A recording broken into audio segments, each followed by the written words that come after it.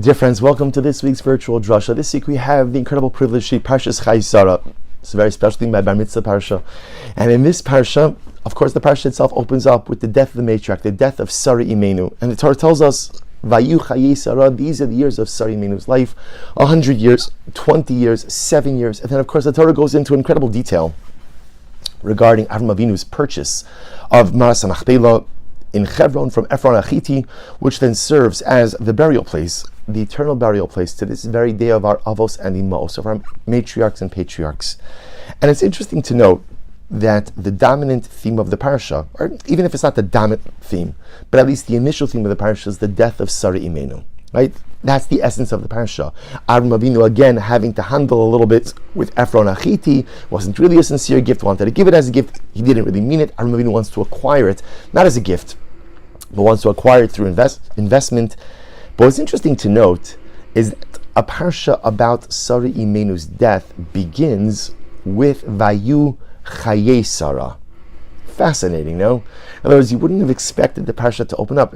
Generally, whenever we have a statement about someone's life, generally what that means is the Torah is going to kind of give us an insight into that person's life. For example, Eila told us Noach. These are the generations of Noach. And then we launch into the Noach story. Yet over here, Vayu Chayei Sarah, what are we learning about? The death of Sarah Imenu. It's strange. Just a strange juxtaposition. These are the years of the life of Sarah, and then Vatamas Sarah. Sarah died. You could have just started the parasha with Vatamas Sarah b'Kiryat Arba. Sarah Imenu died. She died in Kiryat Arba, she died in Hebron, and then launched into the entire narrative about the acquisition of Maras HaMachpelah. Why the need for that opening phrase, Vayu Chayei Sarah? These are the years of the life of Sarah. And perhaps the idea is as follows. There's a concept in the Gemara of Misas Tzaddikim Mechaper, which literally means the death of the righteous atones. And it's a fascinating concept in general, because what does it mean? What does it mean? The tzaddik dies and somehow that wipes away the sins of the generation. It could mean that, although of course what's unique about that is we assume that if you want to get rid of your averos, you have to undergo the personalistic process of tshuva. You have to do your own work. Someone else can't do that on your behalf. So what does it mean, Misas Tzaddikim Mechaper? The death of the righteous atones. And Rav Avram Yitzchak HaKohen Kook says something so beautiful. He explains that often when a righteous person is alive, people don't really know the enormity of their personality. We don't really know the greatness of a righteous person when they're alive. It's only really once they die that, interestingly enough, we get a real window into their life, either through the stories that we hear, through the episodes, or maybe through the things that are no longer happening, that we recognize now were a result of those righteous person's dynamic activities. So, Rav Kook says something amazing. He says, Misas Tzaddikim Mechaper, when tzaddikim die, and then we learn of their true greatness, then we're able to internalize what they stood for, who they were, internalize that within ourselves, act on that. And then by internalizing the traits, the behaviors, the approaches, the attitude of the righteous, that affects kapara. That is what atones. It's not the death of the tzaddik. It's when the tzaddik dies and everyone else learns who the tzaddik really was. I'm like, oh, I need to be like that. I need to have that personality trait. I need to assimilate that behavior. I need to start doing this or stop doing that. And that change of behavior, that personalistic, cathartic change that is affected by learning about the life of the tzaddik, that creates the kapara. That creates the atonement. I was thinking that perhaps that's the pshat. That's the pshat in the opening pasuk of this week's parsha as well. Vayu Chayei Sarah. So at the end of the day, right, Rashi points out, why does it say 100 years, 20 years, 7 years? To tell us that Sarah Imenu had meaning at every single stage. And perhaps what the Torah is telling us is that when Sarah Imenu was alive, the truth is, no one really knew the totality of her greatness. Remember, again, it's interesting. Whenever we hear about Sarah, what does the pasuk always say? Sarah's ba'ohel. She's in the tent. Sarah Imenu wasn't Avram, right? Avram Imenu was the guy front and center. He was the guy who was preaching, the guy who was teaching, the guy who was talking, inviting the guests, having come, all the different. It wasn't Sarah. Sarah Imeinu wasn't the outgoing social person. I'm sure she was social, but that was Avram. That was Avram. And so it's possible that the truth is most people didn't really know the greatness of Sarah Imeinu. They didn't really know who she was or what she was.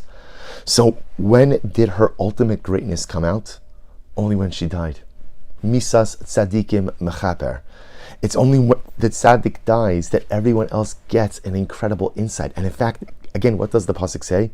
After Sarah Imeinu died, Vatama Sarah b'kiras arba hi chavron, and Avram Avinu came, lispod l'Sarah v'livkosa. He eulogizes her. And what do you think Avram Avinu did in his eulogy?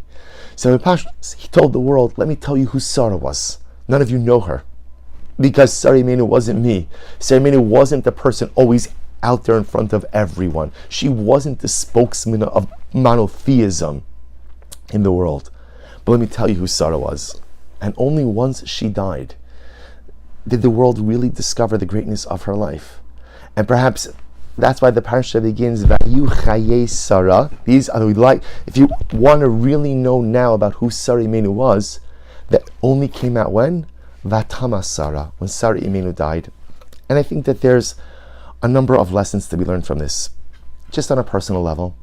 It happens, I spend, from my career, a lot of time around death and funerals, and it's often overwhelming to see how people, even loved ones, even close relatives, only appreciate the greatness and the enormity of their loved one when they're gone. It's almost like human nature that we tend to lack complete appreciation for that which we have, and we only fully appreciate and grasp the enormity of it when it's gone. When it's gone. So the world didn't really know Sarah Imeinu. The world didn't really appreciate her. They didn't know her.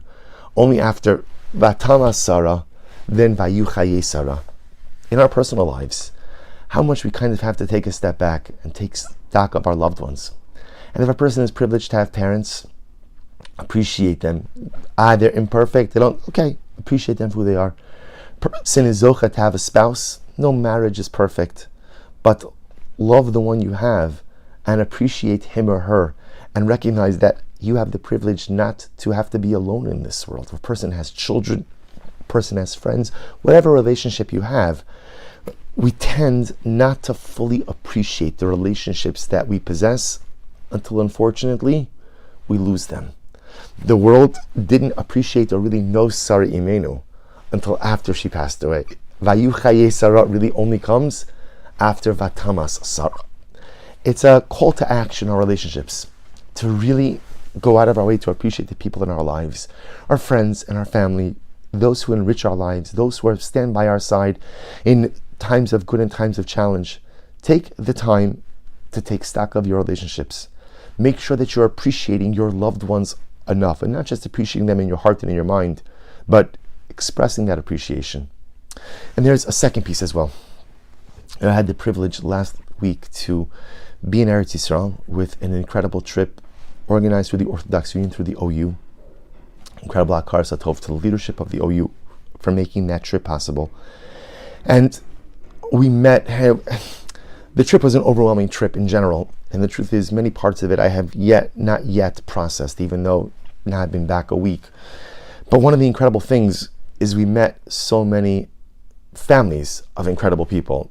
So I went to the home, the Steinberg home in Shomria, where Yonatan Steinberg, who was the head of the Nachal Brigade, 42 years old, was dropping down to the south to engage Hamas and was killed in a firefight on the way down. And he met with his widow, with his wife Yiska, and she was telling us about the greatness of this man. The greatness of this man. Simple things, like he would come home after being away for a prolonged amount of time, and the first thing he would do is he would pick up a broom to help straighten up the house. Or before he would leave on Masei Shabbos to go back to his base, he'd make sure that the kitchen was clean and the laundry was done. Or that on Shabbos when he was home, he made sure to maximize not just his time with his son, but his learning. And his wife Yiska said so beautifully that their whole Shabbos revolved around his chavrusas. He had a chavrusa before davening, a chavrusa after davening, a chavrusa after lunch, and everything in Shabbos, everything in the home, had to revolve around those chavrusas. And as she was really like giving us a window into this incredible tzaddik and this incredible man, a man who valued commitment to Am Yisrael over everything. That was his life. His life was, I'm here to serve. I'm here for Am Yisrael. I'm here for Eretz Yisrael. And it was so striking. Here we're sitting in this little community called Shomrian, this beautiful little home, right in the middle of nowhere. And like, had Yonatan Steinberg, Hashem Yikom Damo, not been killed by terrorists, we would have never known him. We would have never known him. And that was true for so many other people. I'll share more stories in future drashas. But it was true in every single step. Every person we met, like, this person was a tzaddik. This person was righteous. This person was kadosh. And the truth is, I would have never known about them. We would have never known about them. The world would have never known about them had they not been killed so tragically. That's the lesson of Parshas Chayei. Sometimes great people aren't really known during their lifetime. Their greatness only comes out. Sarah Imenu's greatness only came out once she died. Yonatan Steinberg's greatness was always there, but who knew about it until after we had the opportunity to sit with his wife after his passing, after his murder at the hands of terrorists, Yemach Shemam V'Zichram. We never knew. We never knew. We never knew that we had such great tzaddikim in our midst. Klal Yisrael as a people. We are a nation of tzaddikim. It was only after this trip that I really appreciated the pasuk, V'amech kulam tzaddikim. How can you say V'amech kulam tzaddikim? Everyone's a tzaddik? Everyone's a tzaddik in Klal Yisrael? And the answer is yes. The answer is yes, everyone is a tzaddik in Klal Yisrael. Everyone is a tzaddik in Klal Yisrael. But you'll say, I know many people who aren't tzaddikim. It's only because they haven't been called upon to actualize and to activate their tzidkus, their personal righteousness.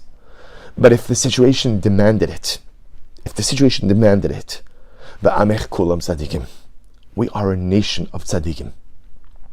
We are a nation of righteous people. It's just, we don't know the narrative of all of our tzaddikim, because the greatness of tzaddikim really only comes out after they're no longer here. After we could reflect on their greatness posthumously, that's when we begin to see who they really are. Dear friends, this is the twofold message of Parshas Chayei. Number one, find the courage, and find the strength, and take the time to appreciate your loved ones while they're here. Don't wait till after they're gone to finally recognize how much they truly meant to you. And recognize, chavra, gain chizik from the fact that we are a nation of tzaddikim. We are a nation of Yonatan Steinbergs. That's who we are. That's who we are. And it's true.